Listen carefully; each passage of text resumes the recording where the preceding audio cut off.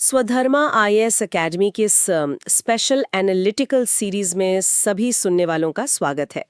आज हमारी चर्चा का मकसद किसी एक स्रोत या आर्टिकल को पढ़ना नहीं है, बल्कि अलग-अलग रिसर्च पेपर्स और एक्सपर्ट्स के नोट्स से इकट्ठा की गई जानकारी को निचोड़कर एक आसान और बहुत ही रोचक डीप डाइव पेश करना है। हाँ, और आज का विषय वैसे भी बहुत महत्वपूर्ण होने वाला है। बिल्कुल, खासकर उनके लिए जो आंतरिक सुरक्षा या इंटरनल सिक्योरिटी को गहराई से समझना चाहते हैं। जीएस पेपर 2 और जीएस पेपर 3 के नज़रिए से ये एक बहुत बड़ा मुद्दा है। हम बात कर रहे हैं गृह मंत्रालय यानी मिनिस्ट्री ऑफ होम अफेयर्स द्वारा हाल ही में जारी की गई भारत की पहली लिखित और समग्र एंटी टेरर पॉलिसी की, जिसका नाम है प्रहार। प्रहार, सही कहा। ये सिर्फ एक नया सरकारी दस्तावेज नहीं है। अगर हम इसको ध्यान से देखें तो ये देश की सुरक्षा नीति में एक बहुत बड़ा पैराडाइम शिफ्ट है। एक पूरा पैराडाइम शिफ्ट। चलिए इसको थोड़ा विस्तार से खोलते हैं और समझते हैं कि आखिर प्रहार आने वाले कल के खतरों से निपटने के लिए कितना बड़ा गेम चेंजर होने वाला है। मतलब इसकी शुरुआत कहाँ से होती है? देखिए, इस नए पैराडाइम शिफ्ट को समझने के लिए हमें थोड़ा पीछे जाना होगा। ये देखना होगा कि आखिर अचानक इसकी जरूरत क्यों पड़ी। अगर हम इतिहास के पन्नों को पलटकर देखें तो आतंकवाद के खिलाफ भारत का नजरिया हमेशा से एक रिएक्टिव नजरिया रहा है। रिएक्टिव मतलब जब कुछ हो जाए तब एक्शन लेना? बिल्कुल, यानी जब कोई हमला हो जाता था तब देश की तरफ से कड़ी निंदा की जाती थी और उसके बाद जांच या कार्रवाई शुरू होती थी। हमारे पास एक ऐसी सख्त और लिखित नीति नहीं थी जो ये तय करे कि हमले से पहले ही खतरे को कैसे खत्म करना है। सिस्टम में बहुत सी स्ट्रक्चरल वीकनेसेस थीं, यानी संस्थागत कमजोरियां। ये रिएक्टिव अप्रोच वाली बात सच में ध्यान खींचने वाली है, क्योंकि हमने पिछले कुछ दशकों में 26/11 के मुंबई हमले और पुलवामा जैसे बेहद दर्दनाक हादसे देखे हैं। हाँ, पुलवामा और 26/11 इसके सबसे बड़े उदाहरण हैं। और हमारे सूत्रों में 26/11 को लेकर एक बहुत ही चौंका देने वाला तथ्य सामने आया है। उस वक्त हमारी खुफिया एजेंसीज के पास इस बात का इंटेलिजेंस इनपुट था कि समुद्र के रास्ते से कोई बड़ा खतरा देश की तरफ बढ़ रहा है। इनपुट था, पर एक्शन नहीं हुआ। वही तो, एजेंसीज के बीच तालमेल की इतनी भारी कमी थी और कोई स्टैंडर्ड ऑपरेटिंग प्रोसीजर्स यानी एसओपीज तय नहीं थे, जिसके कारण नेशनल सिक्योरिटी गार्ड्स यानी एनएसजी को कार्रवाई के आदेश के लिए लगभग 12 घंटे तक इंतजार करना पड़ा था। 12 घंटे? सोचिए, 12 घंटे एक चलते हुए आतंकी हमले के बीच इतना लंबा इंतजार। ये तो बहुत ही हैरान करने वाली बात है। आखिर ये सिस्टम इतना बिखरा हुआ क्यों था? यही हमारी सबसे बड़ी खामी थी, जिसे प्रहार ठीक करने की कोशिश कर रहा है। देखिए, संस्थागत स्तर पर देखने को मिलता था कि अलग-अलग विभाग आपस में सही समय पर जानकारी साझा ही नहीं कर पाते थे। इंटेलिजेंस ब्यूरो के पास अगर कोई जानकारी है तो वो राज्य की पुलिस तक पहुंचने में वक्त लगता था। जब तक खुफिया जानकारी एक टेबल से दूसरी टेबल तक पहुंचती, तब तक बहुत देर हो चुकी होती थी। इसके अलावा कानूनी और संस्थागत गैप्स भी थे। राज्यों की पुलिस के पास आधुनिक हथियार नहीं थे। इसको एक आम जिंदगी के उदाहरण से समझने की कोशिश करते हैं। हाँ। जैसे किसी शहर में एक नई चमकती सड़क बनती है। हाँ। लोग खुश होते हैं। हाँ। लेकिन अगले ही दिन कोई दूसरा सरकारी विभाग आकर उसमें अंडरग्राउंड केबल डालने के लिए उस नई सड़क को वापस खोद देता है। बिल्कुल वैसा ही हाल था। ऐसा क्यों होता है? क्योंकि सड़क बनाने वाले विभाग और केबल डालने वाले विभाग के बीच कोई बातचीत या तालमेल ही नहीं था। पहले हमारी जांच एजेंसियां और सुरक्षा बलों का हाल भी कुछ वैसा ही था। सब अपने अपने दायरे में या साइलोज में काम कर रहे थे। सही पकड़ा आपने।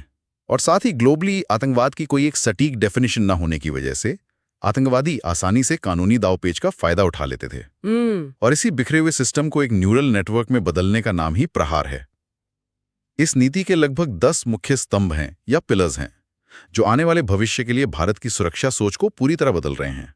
तो इसका सबसे मुख्य पिलर क्या कहता है? अगर हम इसके पहले और सबसे महत्वपूर्ण पिलर की बात करें तो वो है प्रीएम्प्टिव एक्शन, यानी हमले से पहले हमला। हमले से पहले हमला? हाँ, प्रहार दस्तावेज में स्पष्ट रूप से लिखा गया है कि अब खतरे की पहचान किसी धमाके के बाद नहीं, बल्कि धमाके से पहले की जाएगी।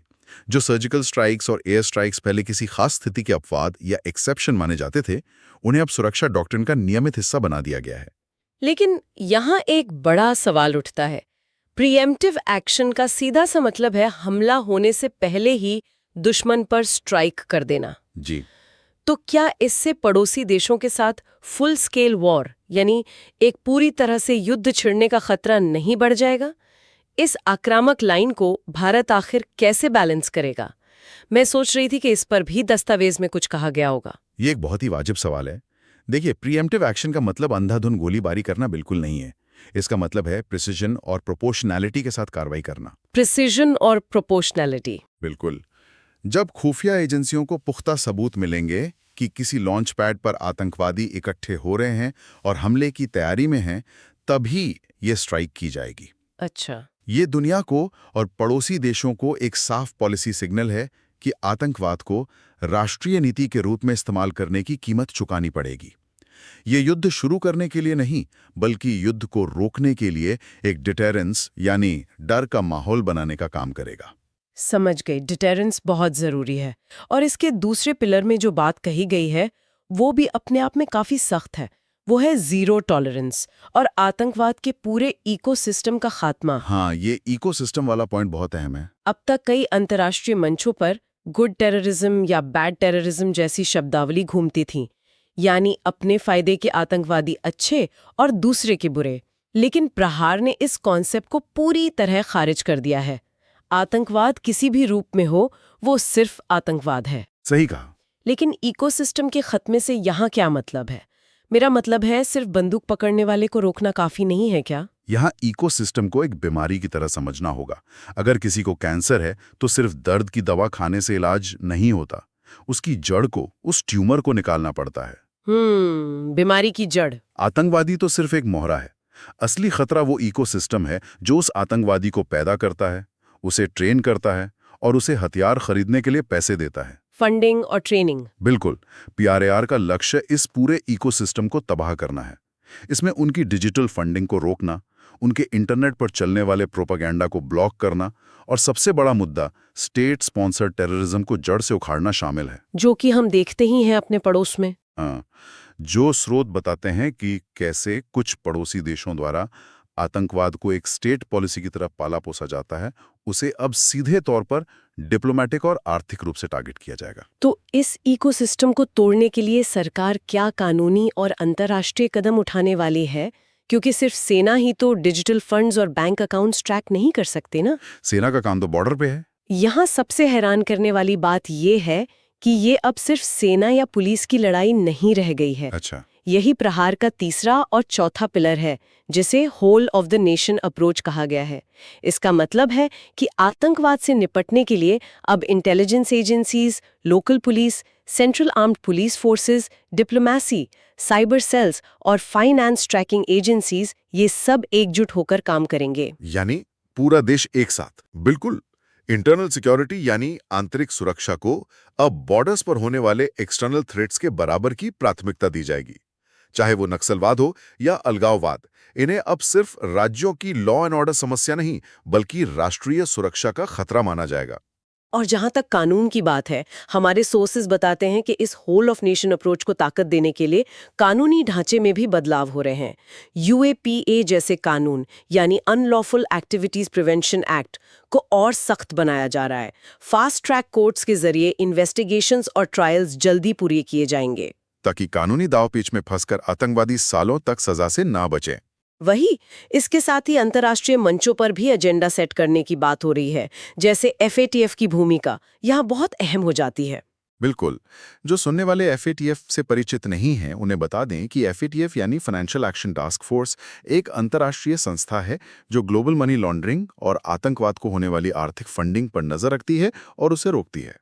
हाँ, और पहले हमारा तरीका थोड़ा अलग था इसको लेकर। पहले भारत पड़ोसी देशों के खिलाफ सिर्फ कड़ी निंदा वाले डॉजियर भेजता था, जिसका कोई खास असर नहीं होता था। लेकिन अब प्रहार के तहत भारत एफएटीएफ और यूनाइटेड नेशंस जैसे मंचों पर डिप्लोमेटिक दबाव बनाएगा। अगर कोई देश आतंकवाद को पनाह देता है तो उस देश पर आर्थिक पाबंदियां यानी इकोनॉमिक सैंक्शंस लगवाकर उसे ग्लोबल लेवल पर अलग-थलग आइसोलेट किया जाएगा। लेकिन इस नए हॉल ऑफ नेशन और आक्रामक कानूनी अप्रोच की जरूरत आखिर आज इस वक्त क्यों पड़ी? पुराने कानून काफी क्यों नहीं थे? मेरा मानना है कि दुश्मन का चेहरा अब पूरी तरह से बदल गया है। आज हम मॉडर्न फेस ऑफ टेरर या हाइब्रिड टेररिज्म का सामना कर रहे हैं। सही पकड़ा आपने। आज का खतरा सिर्फ जमीन पर फिजिकली बॉर्डर्स क्रॉस करने तक सीमित नहीं रह गया है। आज के दौर में एक आतंकवादी जरूरी नहीं कि हाथ में AK-47 लेकर ही खड़ा हो। सोचिए अगर अचानक किसी दिन पूरे देश की पावर ग्रिड हैक हो जाए, या फिर शहर के रेलवे सिग्नल्स को कंप्यूटर के जरिए ठप कर दिया जाए, बिल्कुल तबाही मच जाएगी। या एविएशन और बैंकिंग सेक्टर के सर्वर्स को फ्रीज कर दिया जाए। हो सकता है वो आतंकवादी किसी दूसरे देश के किसी अंधेरे कमरे में एक लैपटॉप खोलकर बैठा हो, क्रिप्टो वॉलेट्स के जरिए फंड ट्रांसफर कर रहा हो और डार्क वेब से हथियारों की डील कर रहा हो। एक बुलेट फायर किए बिना वो पूरे देश को घुटनों पर ला सकता है। ये आज के हाइब्रिड टेररिज्म की सच्चाई है। और इस डिजिटल खतरे के साथ साथ CBRNA अटैक्स का डर भी एक कड़ी और भयानक सच्चाई है। CBRNA यानी chemical, biological, radiological, nuclear and explosive materials का इस्तेमाल। दस्तावेज इस बात की खुली चेतावनी देते हैं कि आतंकी अब रिहायशी इलाकों में वायरस, केमिकल्स या रेडियोलॉजिकल तत्वों का इस्तेमाल कर सकते हैं, जिसका असर कई पीढ़ियों तक देखने को मिल सकता है। ये तो सच में बहुत डरावना है। इसके अलावा ड्रोन्स का बढ़ता इस्तेमाल सरहद पर एक नया सिरदर्द बन चुका है।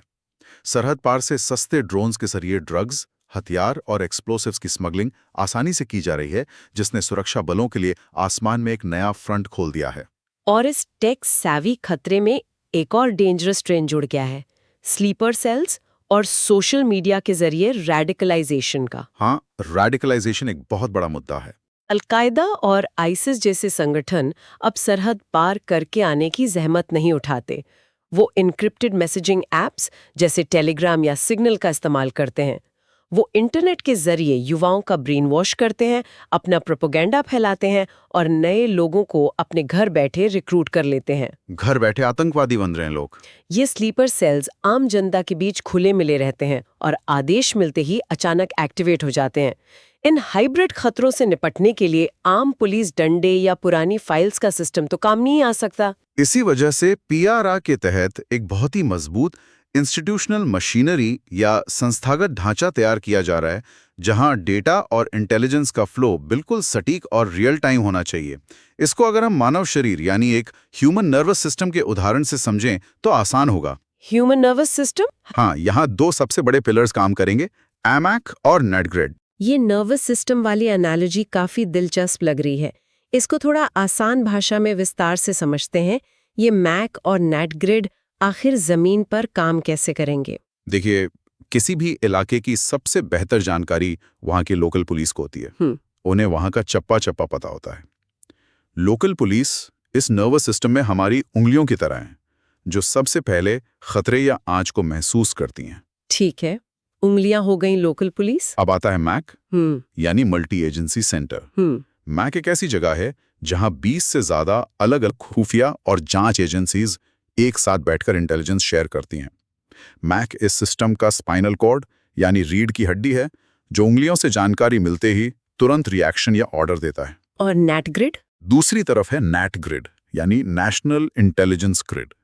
नेटग्रिड एक बहुत बड़ा और रोबस्ट डेटाबेस है, जो इस पूरे सिस्टम का ब्रेन यानी दिमाग है।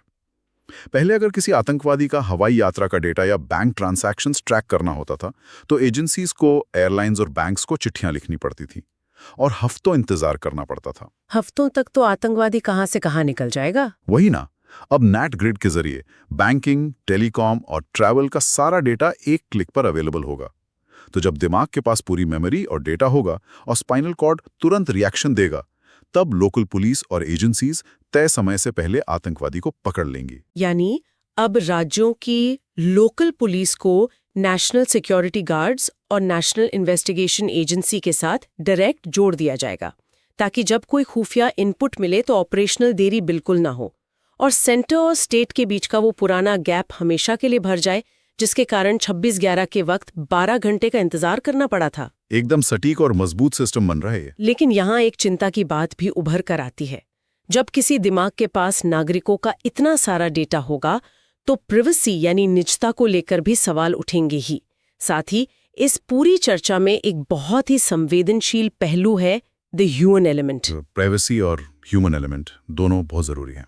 एक तरफ हम हाईटेक सर्वेलेंस, बिग डेटा और प्रीएम्प्टिव स्ट्राइक्स की बात कर रहे हैं, पर आतंकवाद का एक सामाजिक पहलू भी है, जिसे सिर्फ मशीन से सॉल्व नहीं किया जा सकता। तो इस सब का आखिर मतलब क्या निकलता है? आपका क्या नजरिया है इस पर? मतलब ये निकलता है कि गोलियां और ड्रोन्स एक आतंकवादी को तो मार सकते हैं, लेकिन उसकी सोच को नहीं मार सकते। जब तक वो जहरीली विचारधारा जिंदा है, एक आतंकवादी मरेगा तो 4 नए लोग उस रास्ते पर चलने के लिए तैयार हो जाएंगे। क्या प्रहार नीति इस बात को समझती है? सिर्फ हथियारों से लड़ने के अलावा इस सोच पर प्रहार करने की क्या तैयारी है? प्रहार नीति इस वास्तविकता को भलीभांति समझती है।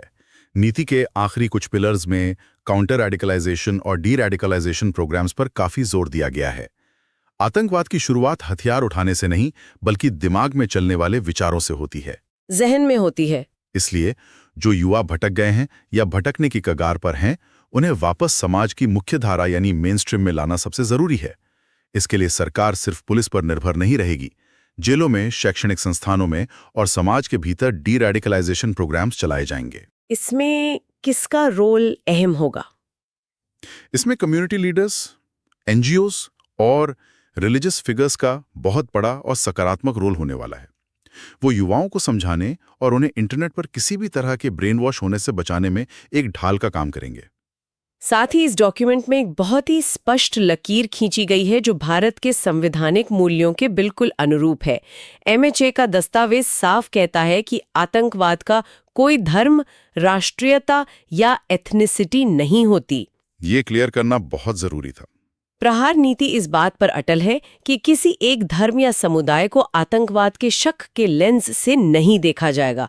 और यहाँ सबसे बड़ा सवाल मानवाधिकार यानी ह्यूमन राइट्स का उठता है। जब इतने सख्त कानून बनेंगे और पुलिस को इतनी ताकत मिलेगी, तो आम जनता के मन में डर आना स्वाभाविक है। डर तो लगता ही है जब ऐसी पॉलिसीज आती हैं। लेकिन दस्तावेज इस बात की भी गारंटी देता है कि इन काउंटर टेरर ऑपरेशंस के दौरान संवैधानिक मानवाधिकारों का पूरा सम्मान किया जाएगा, ताकि इस कड़ी कार्रवाई की आड़ में किसी बेकसूर नागरिक का उत्पीड़न न हो। रूल ऑफ लॉ और ड्यू प्रोसेस को इन सभी कार्रवाइयों के बिल्कुल सेंटर में रखा गया है। अगर हम इसको बड़ी तस्वीर से जोड़कर देखें तो समझ में आता है कि प्रहार सिर्फ पेपर पर लिखा हुआ एक कानूनी डॉक्यूमेंट नहीं है। ये भारत के नजरिए में एक ऐतिहासिक बदलाव है। ऐतिहासिक बदलाव। हम सालों तक चलने वाली रिएक्टिव कंटेनमेंट यानी सिर्फ रोकथाम और बचाव की मुद्रा से बाहर निकलकर अब प्रोएक्टिव एरेडिकेशन यानी आतंकवाद को उसकी जड़ से उखाड़ने की दिशा में आगे बढ़ चुके हैं। ये नीति दुनिया को और देश के नागरिकों को ये बताती है कि शांति मुफ्त में नहीं मिलती, इसको मजबूती, तकनीक और दृढ़ता के साथ कमाना पड़ता है। बिल्कुल सही कहा आपने।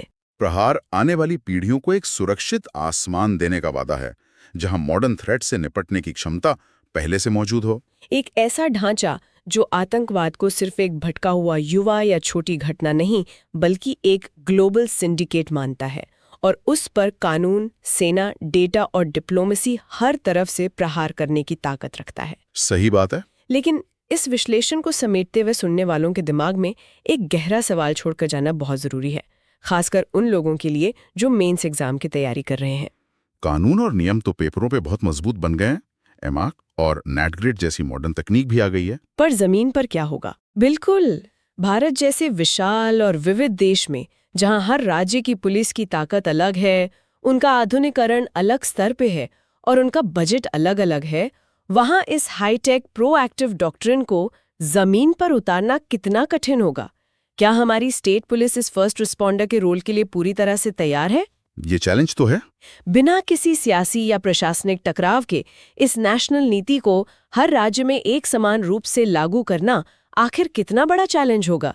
ये एक ऐसा सवाल है जिस पर गहन चिंतन की जरूरत है, खासकर उनके लिए जो व्यवस्था और नीति निर्माण को गहराई से समझते हैं। बिल्कुल, ये सोचने वाली बात है। आज के इस गहन विश्लेषण में हमने पीआरआर के हर उस पहलू और चुनौती को खोलने की कोशिश की जो अलग-अलग स्रोतों में दर्ज है। उम्मीद है ये चर्चा जानकारी से भरी और नए दृष्टिकोण देने वाली रही होगी। ऐसे ही किसी दिलचस्प और ज़रूरी विषय के साथ एक नए डीप डाइव में फिर मुलाकात होगी। तब तक के लिए सीखने और समझने का ये सफ़र ऐसे ही जारी रखिए।